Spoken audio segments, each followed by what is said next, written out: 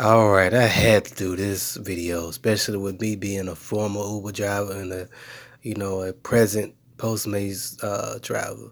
Let's get into it. Uber and Postmates filed suit to block California freelancer law. Ooh, let's get into it. The ride-hailing company and the delivery startup are seeking an injunction against the new law, which takes effect January 1st, 2020. Let's get into it.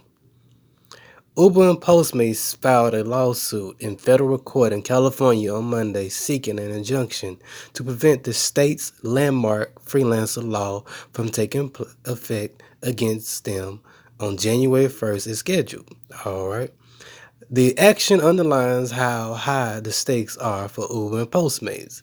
With the new California law, called Assembly Bill 5, the law could potentially threaten their businesses because under it, workers must be classified as employees rather than contractors, whoa, under certain conditions. So wait a minute. All these people, it's including me, that have been, wanting to work for themselves, quote unquote, now we're going to be employees? Oh, nah. I'm glad I'm not in California. This is only California, so this is really not going to affect me. But I feel for y'all out there in California. I mean, don't get me wrong. California is good to visit, but to live is hell. Everything costs a lot to live. Everything's expensive. To be honest, California is for people that got money, the rich. It's going to be like a vacation spot. It's going to be like Hawaii or the Caribbean. But anyway, such as if a company controls how they do their work or if the work is a regular part of the company's business. Most employment experts have said the new law will require Uber and its rival Lyft, along with delivery services like Postmates, to classify their drivers in California as employees. That could add 20 to 30% to Uber's and Lyft's labor costs and lead to many hundreds of millions of dollars in additional expenses a year, if not more. This is crazy. As employees, drivers would be protected by minimum wage. Whoa, whoa, whoa, whoa, whoa, whoa.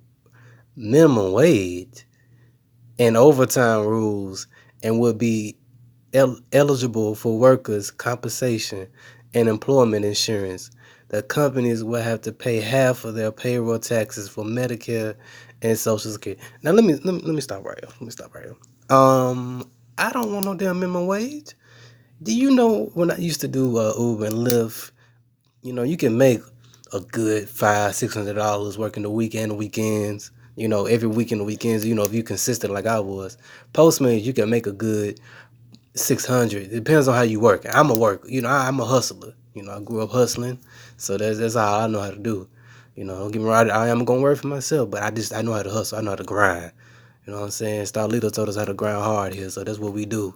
But anyway, Postmates said it was seeking to delay the law from taking effect to gain time to figure out a compromise so that its workers will not be classified as full-time employees.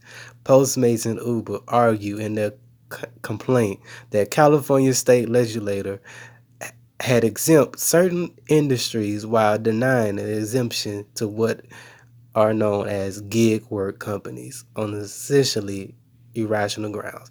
They are going to lose a lot of workers, because it's not going to be worth it. Or people just going to move out of California and just drive somewhere else because minimum wage, instead of just working, whenever you want and being self-employed, nah. Man, look, y'all, for y'all people in California, y'all better figure out something else. You better figure out how to start your own company or start your own business and make your own money. That's just, if you're really down with that self-employed stuff. The suit is unlikely to stop the law from taking effect against workers outside the gig companies. A federal judge will decide whether to grant a preliminary injunction blocking the law from being enforced against the gig companies, which could later turn into a permanent injunction. Uber said in a statement that it was bringing a legal challenge against the new law on the basis of lack of equal protection and due process under both federal and state law. The ride-hailing company declined to comment further. Postmates said this lawsuit is an effort to preserve on-demand work opportunities, added that it was urging state lawmakers, organized labor, and Governor Gavin Newsom to negotiate a compromise. But Assemblywoman Lorena Gonzalez of San Diego, the bill's author, oh God, a Latino passed this through. Man, y'all are just becoming a nuisance, huh? First, I want to come over. For, you know what? No, you know what? Let's not go there. It's not that video. The bill's author said in a statement that Uber is in court. Is in a court trying to say A point B5 is unconstitutional. There you go. Thank you, Uber. She added, the only one clear thing we know about Uber is they would do anything to try to exempt themselves from state regulations that make us all safer and their driver employees self-sufficient. I mean, why wouldn't you want to, drivers to be self-sufficient? I mean, why would you want them to be just employees? Like, come on now. Golly. Uber and Lyft both said in documents they filed in anticipation of their public offerings in 2019 that having to classify drivers as employees could significantly hurt their financial performance. Both companies' stocks have dropped since they went public this year. I bet they did. But also, I mean, to classify these people as employees, like, yeah, it's gonna hurt your business, all right? Because people don't want to be employees.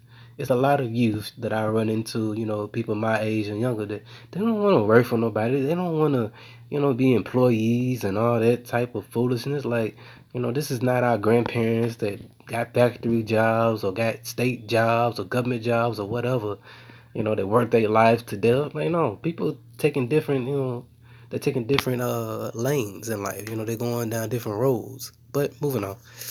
California legislators passed the new law in September and it was signed into law. Uber, one of the main targets of the legislation, dang, they just don't like Uber, had previously declared that it did not plan to reclassify its drivers as employees and that it thought its drivers could retain their independent status even under the new law. Uber and Lyft have both also announced that they would each kick in $30 million for a state ballot initiative to initially exempt their drivers from the new law. All right, cool. In addition to Uber and Postmates, two workers, one who drives using Uber and another one who delivers food through the Postmates app, also joined the lawsuit. Cool. All right, so that's that on that. Final thoughts. Um, I would say this is some bullshit. I think that Miss Gonzalez needs to sit her little ass down. Because you making it hard on people that actually are making good money doing Uber and Lyft and Postmates. Just because you want to be classified, you have some type of vendetta against them. You want to be classified as employees and instead of self-sufficient. That sounds like a personal problem. But hey, Californians, y'all better do something. I would say move out because it's not worth it. California's not worth it. I would just come back and visit, but that's just my thoughts.